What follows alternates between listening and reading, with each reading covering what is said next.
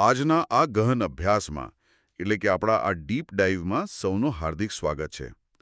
આજે આપણી પાસે એક બહુ જ રસપ્રદ અને અમ, સાચા અર્થમાં કહીએ તો એક અમૂલ્ય વિષય છે.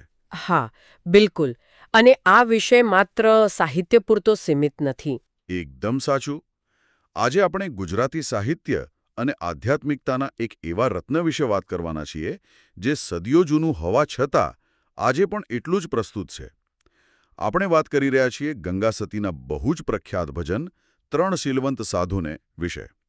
આપણી પાસે આ રચનાના કેટલાક ઐતિહાસિક સ્ત્રોતો અને સાહિત્યિક નોંધો છે, તો આપણે તેના આધારે આખા ભજનનું પોસ્ટમોર્ટમ કહી શકાય એવું ઊંડાણપૂર્વકનું વિશ્લેષણ કરીશું. અને આજના આ અભ્યાસનો મુખ્ય ઉદ્દેશ્ય મતલબ કે આપણું મિશન માત્ર આ કવિતાની પંક્તિઓ વાંચી જવાનો બિલકુલ નથી. આપણો ધ્યેય એ સમજવાનો છે કે ગંગા સતીએ જે એક આદર્શ સંત એટલે કે શીલવંત સાધુના લક્ષણો આપ્યા છે તે ખરેખર શું છે. આહા, એટલે કે એ લક્ષણો પાછળનો ઊંડો અર્થ. ચોક્કસ. આ ચર્ચા સાંભળનાર કોઈ પણ વ્યક્તિને એ સમજવામાં મદદ કરશે કે આપણા આજના આટલા વ્યસ્ત જીવનમાં શુદ્ધતા અને માનસિક સંતુલનનું વાસ્તવિક મહત્વ શું છે. તો ચાલો આ બાબતની વિગતે છણાવટ કરીએ. કારણ કે આ કોઈ સામાન્ય કવિતા નથી. અને શરૂઆતમાં જ એક ખાસ વાત કહી દઉં કે સ્પર્ધાત્મક પરીક્ષાની તૈયારી કરતા વિદ્યાર્થીઓ માટે કે સામાન્ય જ્ઞાન માટે આજના આ અભ્યાસમાં આવતા તથ્યો, નામો અને કેટલાક પારિભાષિક શબ્દો જેવા કે તુરિયાનો તાર અથવા મિથ્યા, આ બધું બહુ જ મહત્વપૂર્ણ છે. આમાંથી સીધા MCQ પ્રશ્નો બની શકે છે. સાચી વાત છે. જો આપણે ઐતિહાસિક અને સાહિત્યક પૃષ્ઠભૂમિથી શરૂઆત કરીએ તો સૌથી પહેલા સર્જકનો પરિચય મેળવવો પડે. હા, તો ગંગા સતીનું પૂરું નામ ગંગાબા હડસંગ ગોહિલ હતું અને તેમનો જન્મ ભાવનગર જિલ્લાના રાજપરા ગામમાં થયો હતો. બરાબર. પણ અહીં સૌથી આકર્ષક બાબત એ છે કે ગંગા સતી માત્ર એક કવિયત્રી ન હતા. હું કહેવા માંગતી હતી કે તેઓ યોગ માર્ગે ખૂબ જ આગળ વધેલા એક સિદ્ધ આત્મા હતા. તેમની રચનાઓને માત્ર ભક્તિ ગીતો ગણવાને બદલે જ્ઞાન માર્ગની ઉત્તમ કૃતિઓ ગણવી વધારે યોગ્ય રહેશે. અને આ રચનાઓ પાછળની જે મુખ્ય ઘટના છે તે તો ખરેખર અકલ્પનીય છે. એકદમ. જ્યારે તેમણે સમાધિ લેવાનો નિર્ણય કર્યો ત્યારે સમાધિ લેતા પહેલા તેમણે તેમના શિષ્ય પાનબાઈને સળંગ 52 દિવસ સુધી રોજ એક નવી રચના સંભળાવી હતી. વિચાર કરો, સળંગ 52 દિવસ. હા, અને આ જે કારણ અને અસર એટલે કે કોઝ એન્ડ ઇફેક્ટનો સંબંધ છે. કારણ હતું તેમનો સમાધિ લેવાનો નિર્ણય અને પાનબાઈને જ્ઞાન આપવાની ઈચ્છા. અને તેની અસર એ થઈ કે આ 52 દિવસની રચનાઓ આજે અમર ભજનો તરીકે પ્રચલિત બની ગઈ. ખરેખર. અને આમાંથી કેટલીક બહુ જ પ્રસિદ્ધ રચનાઓની યાદી જોઈએ તો પહેલી છે વીજળીને ચમકારે, બીજી મેરુ રે ડગે, ત્રીજી જેની આપણે આજે વાત કરી રહ્યા છીએ તે શીલવંત સાધુને અને ચોથી ભક્તિ કરવી તેણે. આ તમામ રચનાઓ પાછળ એક બહુ મોટો અને સ્પષ્ટ સિદ્ધાંત રહેલો છે. ગંગા સતીનો મુખ્ય સંદેશ એ છે કે મનુષ્યનું જીવન બહુ ક્ષણિક છે અને આ ક્ષણિક જીવનનો સદુપયોગ કરીને તેને ભક્તિથી તરબોળ કરવું જોઈએ. માર્ગે કેવી રીતે ચાલવું એ સમજાવવા માટે જ તેમણે આ શીલવંત સાધુનું ઉદાહરણ આપ્યું છે. તો આપણે સીધા ભજનની પહેલી પંક્તિ પર જઈએ. હા, ચોક્કસ. પંક્તિ છે, શીલવંત સાધુને વારે વારે નમીએ, જેના બદલે નહીં વર્તમાન રે. હવે અહીં બે બહુ જ અગત્યના પારિભાષિક શબ્દો આવે છે. પહેલો શબ્દ છે શીલવંત. એટલે જુઓ, શીલવંત કોઈ સામાન્ય વિશેષણ નથી. શીલવંત એટલે એવો વ્યક્તિ જેનામાં સર્વ સદ્ગુણોનો વિકાસ થયો હોય, જેનું ચિત્ત સંપૂર્ણપણે શુદ્ધ હોય અને જેનું ચારિત્ર્ય પારદર્શક હોય. અને બીજો શબ્દ છે વર્તમાન. આજના સમયમાં આપણે વર્તમાન સાંભળીએ એટલે સીધો જ વર્તમાનકાળ કે પ્રેઝન્ટ ટેન્સ મગજમાં આવે. હા, પણ અહીં ભાષાકીય સંદર્ભ સમજવો બહુ જ જરૂરી છે.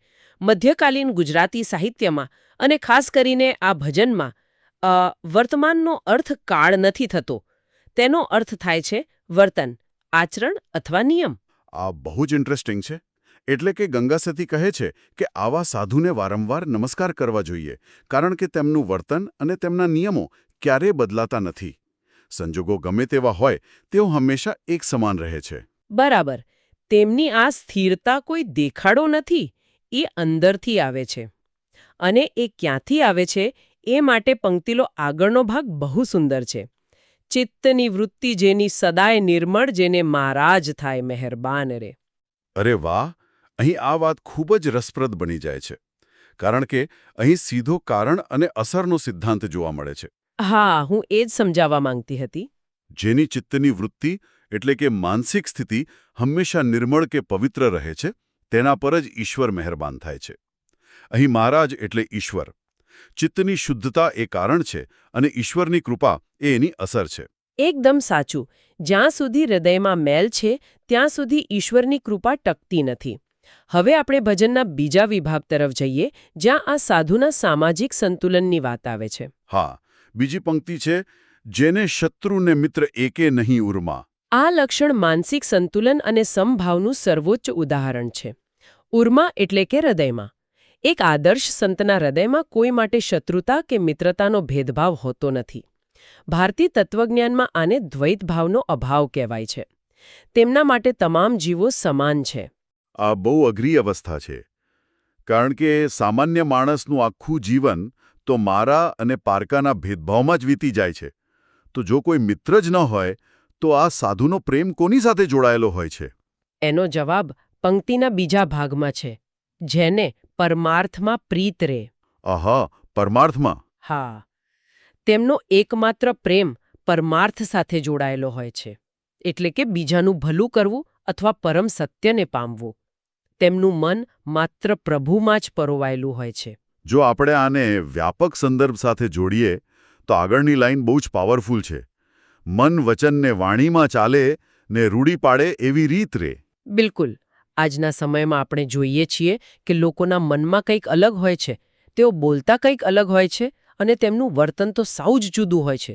દંભ બહુ વધી ગયો છે. હા, હિપોક્રેસી. એક્ઝેક્ટલી. પણ શીલવંત સાધુના મન, વચન અને કર્મ એકદમ સમાન હોય છે. આને આપણે કર્મ અને વાણીની એકરૂપતા કહી શકીએ. તેઓ જેવું વિચારે છે તેવું જ બોલે છે અને તેવું જ જીવે છે. અને આ રીતે દંભ વિના જીવવાથી શું થાય? તો એનો જવાબ ત્રીજી પંક્તિમાં મળે છે, જે આધ્યાત્મિક શિખરની વાત કરે છે. પંક્તિ છે, આઠે પોર મન મસ્ત થઈ વે. 8 પ્રહર એટલે કે દિવસ અને રાતનો પૂરો સમય. હા, 24 કલાક. શીલવંત સાધુ સતત ઈશ્વરના આનંદમાં મસ્ત રહે છે. તેમનો આનંદ કોઈ બાહ્ય સંજોગો પર આધારિત નથી હોતો. અને આ અખૂટ આનંદ માટે ભજનમાં સૌથી મહત્વપૂર્ણ પારિભાષિક શબ્દ વપરાયો છે. MCQ એલર્ટ તરીકે સાંભળનારાઓએ આ ખાસ નોંધી લેવું જોઈએ. જેને જાગી ગયો તુરિયાનો તાર રે. હા, આ તુરિયાનો તાર એટલે શું? આ બહુ જ ગહન શબ્દ લાગે છે. હા, હું આ બહુ સ્પષ્ટતાથી સમજાવું. આપણી ચેતનાની સામાન્ય રીતે 3 અવસ્થાઓ હોય છે: જાગ્રત, સ્વપ્ન અને સુષુપ્તિ, એટલે કે ગાઢ નિંદ્રા. પણ તુરિયા શબ્દનો અર્થ થાય છે ચોથું. ઓહ, એટલે આ ચોથી અવસ્થા છે? બિલકુલ. આ ચેતનાની એક અત્યંત ઉચ્ચ આધ્યાત્મિક અવસ્થા છે. જ્યારે મનુષ્યની આધ્યાત્મિક સમજણ સંપૂર્ણપણે જાગૃત થાય છે, અહંકાર નાશ પામે છે અને તે પરમ તત્વ સાથે સીધો જોડાઈ જાય છે, ત્યારે તુરિયાનો તાર જાગ્યો કહેવાય. તો આ બધાનો અર્થ શું છે? મતલબ કે જ્યારે કોઈનો તુરિયાનો તાર જાગી જાય, ત્યારે તેને આ દુનિયા કેવી લાગે? એનો સીધો જવાબ છે, નામ ને રૂપ જેણે મિથ્યા કરી જાણ્યું ને, સદાય ભજનનો વ્યાપાર રે. મિથ્યા કરી જાણ્યું એટલે કે ખોટું માની લીધું? હા, આવા સાધુએ દુનિયાવી નામ એટલે કે પદ, પ્રતિષ્ઠા અને રૂપ એટલે કે ભૌતિક દેખાવને મિથ્યા માની લીધો છે. મિથ્યા એ વેદાંતનો શબ્દ છે, જેનો અર્થ થાય છે નાશવંત અથવા ભ્રામક. અને એટલે જ તેમના જીવનનો એકમાત્ર વ્યાપાર કે પ્રવૃત્તિ માત્ર ઈશ્વરનું ભજન અને સ્મરણ કરવાનો જ રહે છે. એકદમ સાચું. હવે ગંગા સતી ભજનના અંતિમ અને બહુ જ વ્યવહારો વિભાગ તરફ આવે છે. તેઓ કહે છે કે આ બધું જાણ્યા પછી આપણે શું કરવું જોઈએ? પંક્તિ છે, સંગત કરો તો તમે એવાની કરશો તો ઉતરશો ભવપાર રે. અહીં સત્સંગનો એટલે કે સારી સોબતનો મહિમા ગાવામાં આવ્યો છે. ગંગા સતી પાનબાઈને શિખામણ આપે છે કે જો સંગત કરવી હોય તો આવા શીલવંત સાધુની જ કરવી જોઈએ. અને આ સંગતની અસર શું થશે? તો કહે છે કે ઉતરશો ભવપાર રે, એટલે કે જન્મ મરણના આ સંસાર સાગરમાંથી મુક્તિ મેળવી લેશો. બરાબર. પણ આ મુક્તિ માટે એક અંતિમ અને બહુ જ મોટી શરત છે. ગંગા સતી એમ બોલ્યા રે, પાનબાઈ જેને વચનોમાં વિશ્વાસ રહે. વચનોમાં વિશ્વાસ એટલે કે શ્રદ્ધા. હા, આ બધું ત્યારે જ શક્ય બને છે જ્યારે શિષ્યને પોતાના ગુરુના વચનોમાં દ્રઢ વિશ્વાસ હોય. શ્રદ્ધા વિના આધ્યાત્મિક માર્ગ પર આગળ વધી શકાતું નથી. વાહ, આ આખી ફિલસૂફી કેટલી અદ્ભુત છે. તો આખા આ ગહન અભ્યાસનો આપણે ટૂંકો નિચોડ જોઈએ. ચોક્કસ. આપણે જોયું ગંગા સતીનું જીવન, તેમની 52 દિવસની રચનાઓ અને ત્યારબાદ શીલવંત સાધુના મુખ્ય લક્ષણો જેમ કે ચિત્તની શુદ્ધતા, સંભાવ, દંભ વિનાનું વર્તન, તુર્યાવસ્થા અને સતત ઈશ્વર ભજન. હા, અને આજના સમયમાં આ બધું બહુ જ પ્રસ્તુત છે. સાચી વાત છે. આનાથી એક બહુ જ મહત્વપૂર્ણ પ્રશ્ન ઊભો થાય છે. કેવો પ્રશ્ન? ગંગા સતીએ તો પાનબાઈને કહ્યું કે આવા સાધુની સંગત કરજો. પણ શું આપણે આપણા આજના આધુનિક, માહિતીના અતિરેકવાળા અને ઘોંઘાટભર્યા જીવનમાં એવા લોકોની સંગત પસંદ કરી રહ્યા છીએ ખરી? હા, આ બહુ મોટો સવાલ છે. આપણે કોને ફોલો કરીએ છીએ? કોની વાતો સાંભળીએ છીએ? બિલકુલ. શું આપણે એવા લોકોની સંગતમાં છીએ જે આપણું વર્તમાન સુધારે અને આપણને આંતરિક શાંતિ તરફ દોરી જાય? આ ભજન માત્ર એક કવિતા નથી, પણ એ આપણને આપણા આસપાસના વર્તુળનું અત્યંત કડક મૂલ્યાંકન કરવા મજબૂર કરે છે. એકદમ સાચું કહ્યું તમે. જો આપણી સંગત સાચી હશે તો જ માનસિક શાંતિ જાળવવી શક્ય બનશે. આ એક એવો ઉત્તેજક વિચાર છે જેના પર સૌએ વ્યક્તિગત રીતે મનન કરવું જોઈએ. તો આ જિજ્ઞાસા અને નવી શોધના દરવાજા ખુલ્લા મૂકીને આપણે આજના આ અભ્યાસનું અહીં જ સમાપન કરીએ છીએ. આશા છે કે આ ગહન ચર્ચાએ સૌના વિચારોને એક નવી દિશા આપી હશે.